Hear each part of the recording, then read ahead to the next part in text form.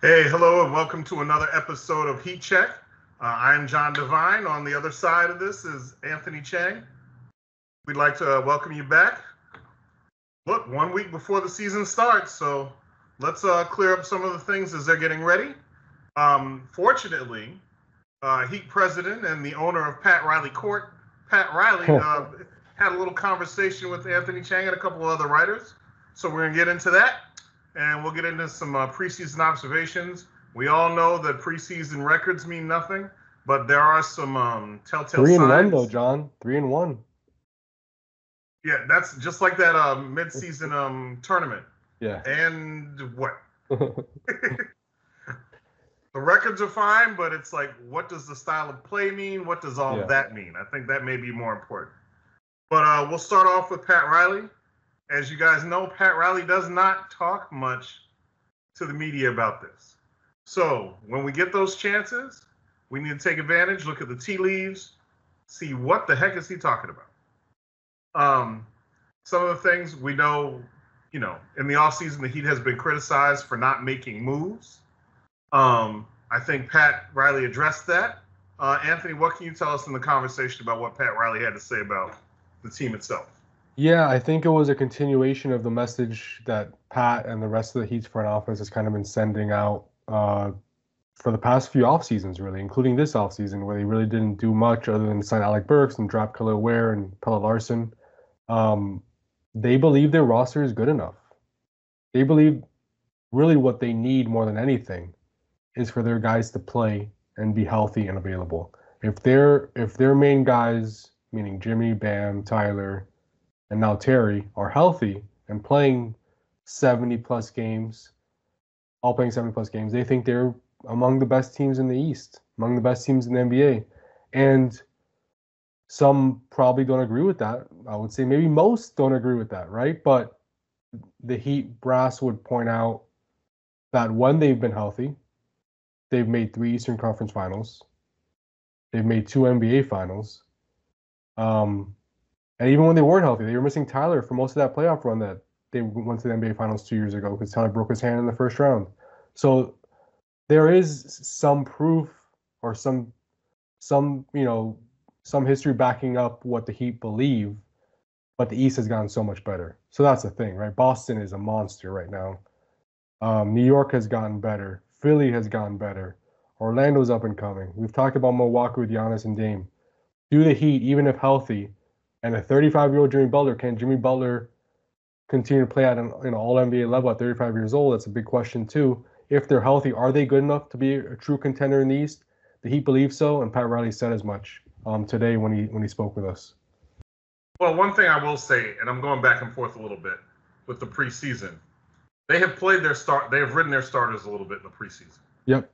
I assume it's for continuity because they really didn't get much of a chance to play together last year once Terry Rozier showed up because of injuries, because of all sorts of things. But I'm listening to Joel Embiid saying, I'm not playing back-to-backs anymore. I'm not doing this. In the Heat's case, do you think getting off to that fast start, because they have struggled coming out the gate the past couple of years. Yeah. Is this a way to kind of counteract that and maybe store some wins so you don't deal with play-in? Is that the thing? Yeah, I think 2 things. The first point you made is true. I think they need to build some continuity, which is weird because this team has been together, at least a core, for 6 years now. But that lineup that they're starting with Nikola Jovic, Terry Rozier, and then the core 3, they had never played together before the preseason. This is their first. These 3 games that they played together in the preseason are their first ever 3 games together. So I think that's been important, and that's why you've seen them play extended minutes. And by the way, almost all those guys will not play in Memphis on Friday in the preseason finale, so we should point that out. And 2, I think they're putting an emphasis on, we're sending a message kind of like, we're going to play you guys. You guys need to play. We need our best players to be on the court together. We do not want to qualify for the playoffs or the play-in tournament again like the last 2 years. We need to put an emphasis on the regular season, not just on getting by and then finding yourself trying to fight your way out of the play-in tournament in the last few weeks. No, let's put ourselves in, the top 4 seeds, 5th seed, just escape the play-in tournament, put ourselves in a better position to have postseason success rather than having to face the Boston Celtics in the first round of playoffs, right? So I think both things are kind of at play here. Continuity and also, hey, we're trying to have a better regular season this year. We're gonna play. You guys are gonna play if you're healthy. But again, and I think I said this last episode to you. I might have said it to Barry maybe in a private moment, but I'm watching the Dolphins and what they're going through right now, and they kind of had a similar thing where they said, look, if we're healthy, we think we can be one of the best teams in the NFL. But when you have an injury-prone roster, sometimes you just can't escape that, right? Something that's just going to happen. You have guys that get hurt and have an injury history. It's going to, that's what's likely to happen most of the time. You see with the Dolphins this year, the Heat, they have an injury-prone roster. I mean, Jimmy has not played more than, I think, 60 games, maybe since he came to the Heat, maybe one time since he came to the Heat. Tyler Hero has gotten injured a lot. So there's a question of everyone wants the Heat to stay healthy, but can the Heat stay healthy? That's going to be the big question. Well, looking at the roster, okay, let's build in some injuries just in worst case scenario. Yeah. How deep do you think the roster is? Like, how deep can they go? Are they too deep at each position, do you think? Or, look, I know Ware is not, we don't want to rush Ware out there, but at least you have more size there. Do you have enough people at each spot to, if you're missing 5 or 6 games? Not extended absence. Right. There is depth there for sure, but I would say if you don't have Bam, you're in big trouble. I mean, Bam is the guy. Like, he might not be the best player on the team because Jimmy, when he's at his peak, is the best player on the team still. But Bam is irreplaceable, right? What he does on both sides of the court. If Bam gets hurt, your defense gets a lot worse. Offensively, you look a lot different, and there's really no way to replace him, even with Khalil Ware. So, yeah, I mean, they have a deep roster. I mean, they have Jaime Hawkins and Duncan Robinson coming off the bench, right? 2 guys who you could argue are starters on other NBA teams at this point. They have Kevin Love, who was a really good backup center last year. So they have guys, and Haywood Highsmith, another one that was starting for a chunk of the season last year. So they have a good amount of depth. But if Jimmy or Bam aren't playing, or one of those 2 guys misses extended time, Heat are in trouble. I think you can say that for most teams, right? When you're missing one of your best players, you're probably not gonna, you're obviously gonna have a drop off.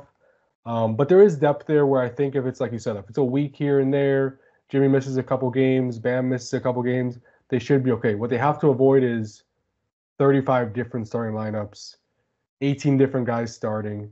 You never get the guys all playing together because one guy's out, then he comes in, another guy goes out. These guys need to all be on the court together to not only build continuity, but to maximize this roster.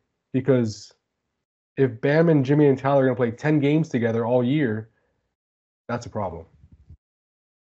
I was looking at one of those documentaries, ESPN 30 for 30s, one of those.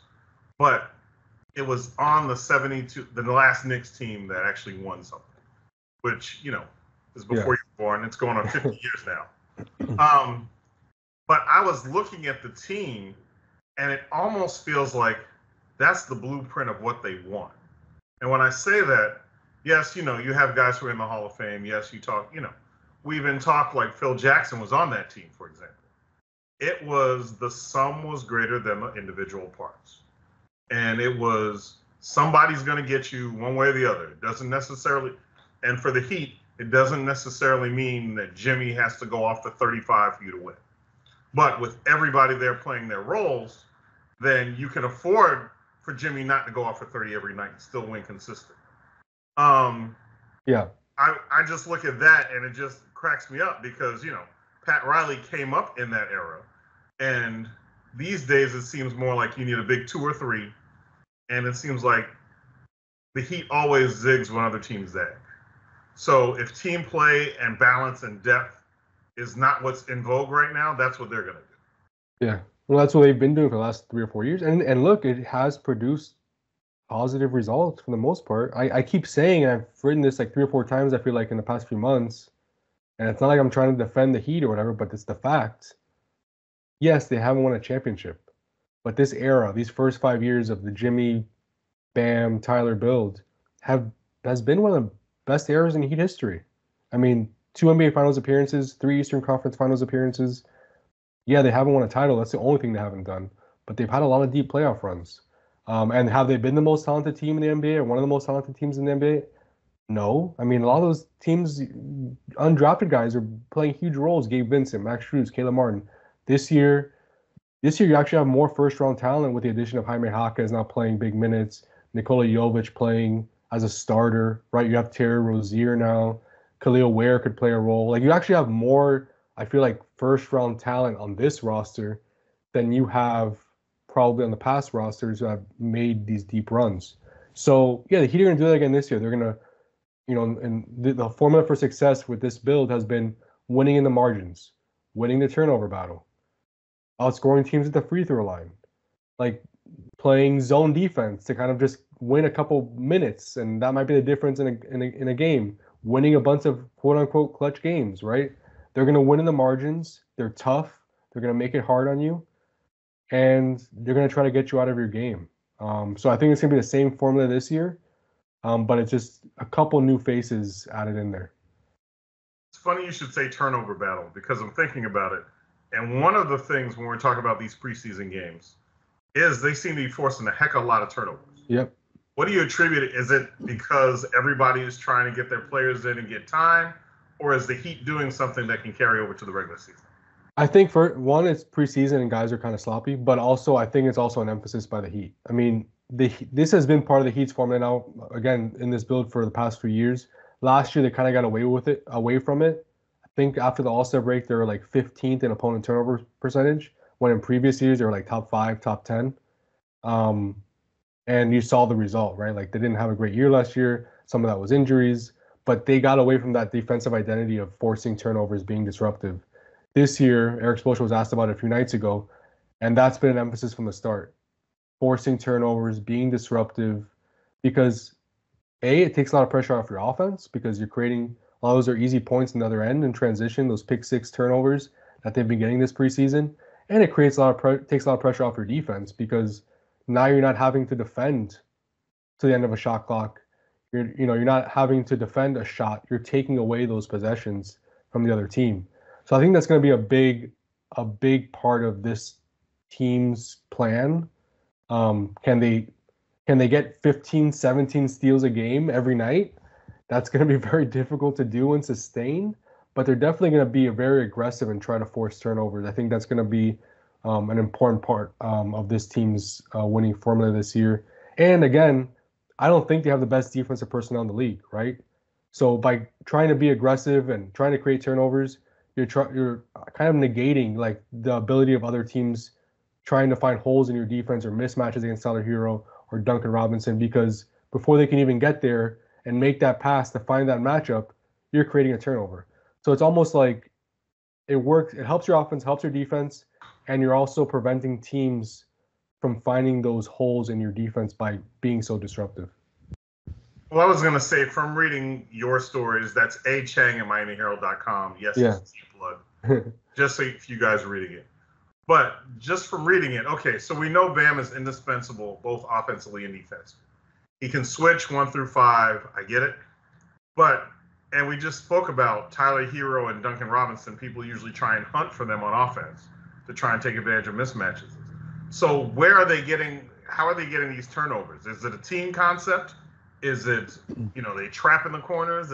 Yeah. From a X's and O's standpoint, how are they pulling this off? I mean, they've kind of turned up the aggressiveness as far as just playing the passing lanes. I mean, Jimmy's one of the best, if not the best, at playing the passing lanes. His instincts of getting in there and kind of seeing a pass before it even happens to create a steal and a layup on the other end is second to none. So he's great at that. Tyler Hero, I mean, he's averaging like 2 or 3 steals a game this preseason and playing like 20 minutes a game only.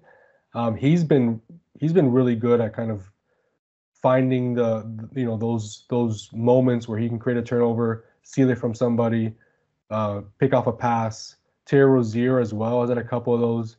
It's honestly just everybody individually making those extra efforts and playing very aggressive. I think it was either Tyler or Terry who said that they feel freedom to be able to play like that, not only because the coaches want them to play like that, but because they know that they have Bam and Jimmy behind them to cover for them if they don't pick up that steal. So I think that, they're telling Taylor, not telling Tyler, just guard an island and try to get a one-on-one stop. No, try to get the steal so you don't put yourself in that situation, right? And if you don't get it, yeah, that's not great because now you're out of the play, but you have Bam and Jimmy behind you to get it. So I think it's just that's their defensive scheme right now, is to try to create those turnovers, knowing that you have quality defenders behind those guys. Okay, and we know that kind of defense to offense that leads to easy shots. Yeah. One of the things, and I guess they were talking about analytics, it seems like from reading you that their goal is layups and dunks and threes. And there's more emphasis on that. Less mid-range. I know the Celtics, take like 43s a game. But Is it just the evolution of the game itself? Or is it them playing to the personnel? It's not playing to the personnel, because their personnel, we've seen the last since Jimmy Butler got here, pretty much is a bunch of mid-range shots. I mean, Jimmy's a mid-range player. He's not a three-point shooter. Bam is not really, until late last season, not a three-point shooter. Doesn't get to the rim much because he's not 7 feet tall. He's still undersized for his position. Tyler Hero, again, can take threes, but loves, is comfortable in the mid-range, doesn't get to the rim much. Terry Rozier, same thing. So the personnel really should translate into a lot of mid-range shots, which it did last season. Last year, they took, I have it here, I'm trying to find it. They took the most mid-range shots in the NBA, or second most. And I believe the fewest shots at the rim. They basically had the least efficient shot chart. Not taking out makes and misses, just like the types of shots they were getting from where on the court, a specific place on the court. They had the least efficient shot chart in the NBA. The result was a very inefficient offense the last 2 years, bottom 10 offense in the league. This year, it's a huge shift. They have the most shots at the rim in the NBA this preseason. Again, last year they had the fewest or second fewest. Their three-point volume is up, and their mid-range shots are way down. For example, yesterday on Wednesday against the Hawks in that preseason game, only 3 of the Heat's 90 field goal attempts were non-paint twos. So non-paint twos are probably the worst shot you can get in a half-court set, right? That's like an inefficient long two. Last year, there was a big number of those because, again, these players, that's a shot they like. So that's been a huge emphasis. We saw it in training camp when I wrote the story the first week of practice, and Jaime told me a big change that the coaching staff has done is in scrimmages, threes are worth 3 points, layups and dunks are worth 3 points, but mid-range shots are worth 1 point. Just trying to get that part of their game and trying to make it more efficient. They've been working on that the past few weeks, and we've seen it in games. I'm kind of surprised how fast it's translated. The question now is, can they sustain this over an 82-game season when, again, who they've been, their games, has not been this for the past few years, and all of a sudden it's going to change this much? So far, it's been good, but my question is, can they keep this up? Well, it's funny. Humor me, if you will. I know we talk about Terry being able to get to the hole. Yeah. We know Tyler Hero can create his own shot. We know Jimmy can create his own shot. So if we're talking about 90 shots and only 3 of them were outside the paint that were twos, how are they getting to the hole now where they couldn't before? Yeah, well, a big part of that is Bam spacing out to the 3. Now you don't have a lot of their when that starting lineup is in the game, and even when they're in the bench guys are in the game, you watch it. There's 5 guys behind the 3-point line, and that paint is pretty much empty now. It's a big difference as opposed to when Bam or Jimmy was just standing in next to the paint and his defender was right there next to him. And then when Tyler tries to drive, Tyler has his defender and Bam's defender there to contest the shot, right? So now the spacing has changed a lot just because of Bam's three-point shooting and also Jimmy's three-point shooting, where Jimmy now is sitting down the three-point line. So they're almost playing a 5-out offense a lot of times. And I think that's where you've seen the change and the drastic shift. Also, the turnovers have helped, right? Because a lot of the times those turnovers turn into layups or dunks on the other end. So both of those things are kind of, I think, fueling that. Okay. Are they making a concerted effort to play faster during the preseason? Like more possessions? They are. I just that's the one thing I'm I don't want to wait and see before I say they're actually gonna play faster because every preseason they play fast, and Okay. then they get to the regular season and things grind to a halt, and they're one of the slowest teams in the NBA. I'm not sure that's going to carry over, but there has been like players, Eric Spoelstra, they've all talked about playing faster this year.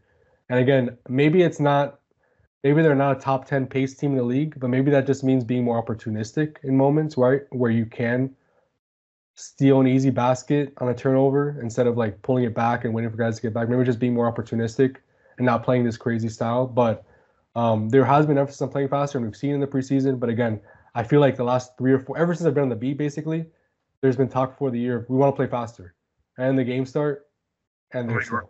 Yeah, so we'll see. Okay, so we're talking about Jimmy. He's actually shooting threes now. He has been playing in the preseason, which he hasn't before. Yeah. At the beginning of this show, we were talking about Pat Riley. Is Pat Riley and Jimmy in sync?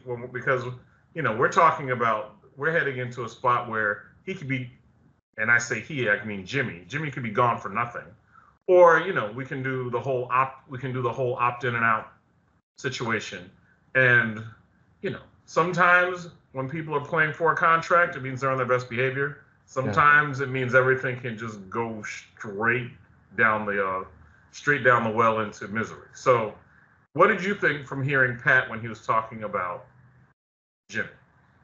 Yeah, it seems like they're on the same page, right? Obviously, you don't know for sure. You don't know their private conversations, and obviously Pat's not going to disclose that. But it seems like they're on the same page. I mean, the fact that Jimmy played the first 4 preseason games after playing none last year seems to send a message that things are going to be different this year, right? Jimmy's going to try to play a lot of games this season, unless there's an injury, of course. But one interesting thing I found from Pat Riley's comments was he seemed to basically allude to like the extension is still a possibility for Jimmy. Like they have until June 30 to give him that extension. Yeah, they didn't give it to him this offseason, but they have until June 30th to give it to him. So would it be shocking if in January, when the Heat are the 4 seed and Jimmy's averaging 24 points a game, 7 rebounds, and 6 assists, if the Heat say, we want to give you that extension, and he signs it, it wouldn't be shocking, right? And then all of a sudden, like all that uncertainty is out the window. But the question is, would Jimmy accept it at that point, right? Because he can probably get more money in free agency if he opts out and signs a max contract either with the Heat to come back or with another team. So that's going to be an interesting dance of like, when do the Heat get to the point of where they want to offer him that extension? And when they get to that point, will Jimmy even want that extension, or will he say, "Nah, I'm good. I'm going to play out the year, and I want to see what's out there in free agency." But as of now, it just seems like they're on the same page, and they're trying to like not think about all that at this point. They just want to start the season and see how things go, and then they'll take care of it in the coming months or maybe next summer. It's funny you say that because hear me out from an average fan standpoint. Jimmy's 35, yes? Yep. Coming off not one of his best seasons, and we understand the circumstances from watching that Netflix documentary as well. Do we think, knowing the finances and knowing like who has space and who doesn't, if he went out there, do you really think he could get, would it be like a high average but a few amount of years? Or would he really be able to break the bank like that at 35? His camp seems to think so. Okay. You only need one team to do it. So. Exactly. And right now, there aren't a lot of teams with max cap space next summer, but as you know, things change fast in the NBA. There are a lot of trades. There's a lot of maneuvering. Salary cap situations change a lot over a season. So if Jimmy Butler becomes a possibility for a team in July, I'm sure teams will try to, if he has a really good season this year, I'm sure there will be some teams that will try to create that slot for him in their salary cap to make it work. But yeah, I mean, it is a gamble for the Heat, right? If the Heat don't offer him the extension and they say, Jimmy, go find a max contract and then come back to us. See if you can find something out there. They might call he might come back and say, look, I didn't find anything. I want to come back. Or they might lose him for nothing. And losing a player of Jimmy's caliber for nothing is not great. But I guess if you're the Heat, you could also say, well, at least we open up this space. We don't have to take anything back in a trade. He's off our books. We have this huge, this huge contract off our books. Now we have more flexibility to do other stuff, and we kind of move on to the next era of our, of Heat basketball. So it's still a very fluid, complex situation where you have the Heat and Jimmy kind of like working together, aligned right now, but at some point, like there's gonna have to be that discussion of, okay, what's next? And I don't think they've reached that. They're not there right now because again, they just want the season to start and see what happens. And I think honestly, if they start 15 and 28, maybe that gives you the answer right there, where you're like, well, what are we doing? Where are we going? We're not even in a playoff range right now. There's injuries again. Should we just trade Jimmy so we can get something back for him? And maybe that's the answer to everything at that, right there. So I think they're kind of waiting to see how things go, and then they'll act from that. Okay. It's funny. You used a key phrase, and it was what's next. Yeah. So before we wrap this up, what's next is how much longer is there a next for Pat Riley? How much longer do you think he's going to do this? And, well, from talking to him, does he still have that? Because, like, after a certain while, he's been doing this he's been in the NBA. How many years? At least 50. Yeah, at least 50. More than, because, he was on the 72 Lakers team. Yeah. So that's 52 years ago.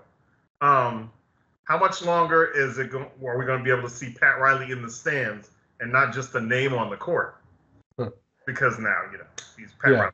Pat Riley court. Well, we asked him that today, and he said he still does not have a retirement date in mind. Like, he hasn't thought about that. So anybody thinking this is going to be his last season, his name's in the court, it's his 30th year, I don't think this is his last season. Now, maybe if they win the NBA championship, maybe that's a good way to go out. But if not, I don't know. I think he's going to be here for at least, I would say 2 more years at this point, right? Maybe more. He's going to be 80 in March, but still has so much, pull in the NBA. One of the top executives in the league, has done so much. Honestly, as a South Florida sports icon, what he's done with the Heat. So, yeah, from talking to him today, it doesn't seem like he has any plans to step aside anytime soon. Yeah, because this is a man whose quote was, "There's winning and there's misery." Yeah. So I don't think he would want to, and you know him better than I do, I don't think he would want to wrap up his career in misery. No.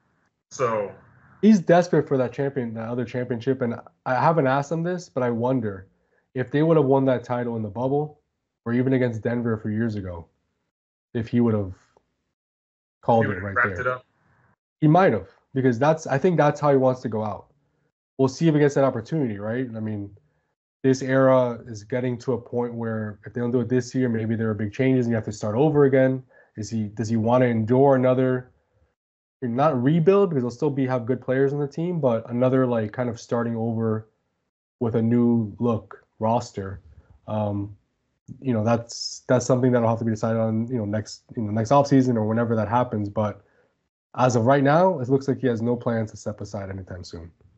Nobody asked, but I'm going to get my 2 cents anyway. I think if he had won in the bubble or he had won in Denver in like a hard-fought, where they just knocked down, drag out, and they endured, I think he would have wrapped it up. And looking at his other previous, times in the NBA Finals, I think if it was one of those things where it looks like they had a run in them of 3, 4, 5 years, like the Big Three era. Right. Like even at the beginning in 2006, when you had Shaq and Dwayne Wade, depending on how Shaq was doing, you could look down the road and see, we could do this a couple times. I think if he has something where they think of a dynasty, I think he would stick around through the end of that run. But if it's a hard-working team that outlasts everybody and just, and I know the Heat mantra of the hardest condition and all that stuff, if he gets one of those teams and they win, I think he goes, okay, I did my job. And now, I mean, both those teams were that, right? Those were like underdog teams, not expected to get to the finals. Even that bubble team was like a 5 seed, I believe.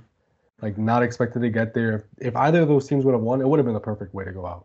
Right. I mean, I wasn't on the beat at the time, but I feel like I've heard reporters say that covered the big three teams that if they would have won in 2014, there was a thinking of like he was ready to step aside. And if he would have won a third, if they would have won a third Right. straight, but they didn't. LeBron left. He felt obviously that was a tough offseason. He felt a pull to kind of continue and try to rebuild the team and and continue its success. And maybe Pat says, "Yeah, I would have stepped aside," but who knows? When you're in that moment, right? If they won the championship, there's always a greed, right? Like I want to do more. Let's win another one. Let's Right. keep going. And especially for a competitor like Pat Riley, you can never really rule that out of that drive coming out. Even if they win one this year, him saying, "Ah, one more year. Let's do Right. one. Let's do one more time."